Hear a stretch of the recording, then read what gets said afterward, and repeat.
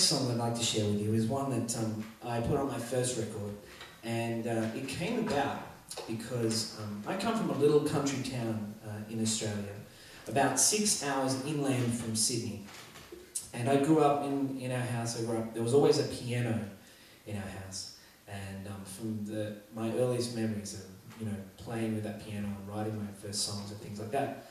And so when the time came for me to move to Sydney, which was, I had to move to a bigger city to play music.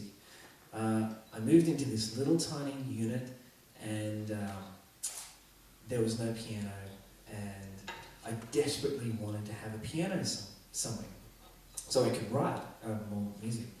And I had no money at all, nothing. And I was thinking, it was just playing my mind, for weeks. And then one day I was in the city and this piano truck rolled by. And I was like, this is my opportunity, here he is. And so I kind of just walked up to this truck and knocked on the door. And this guy wound down the window and I looked out. Can I help you?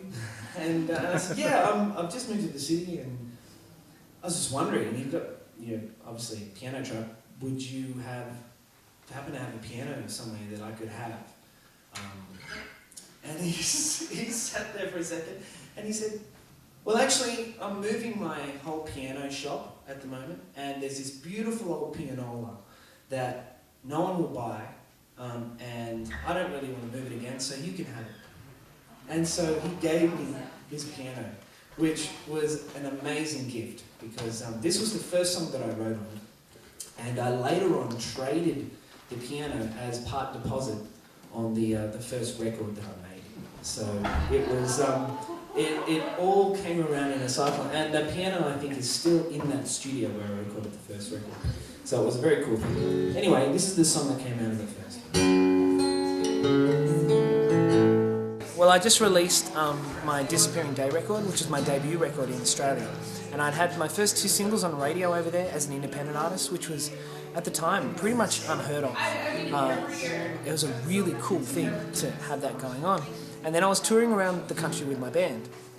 And at the same time, I'd sent the record to a lot of different people all over the world, different managers and different, just seeing what opportunities might come up.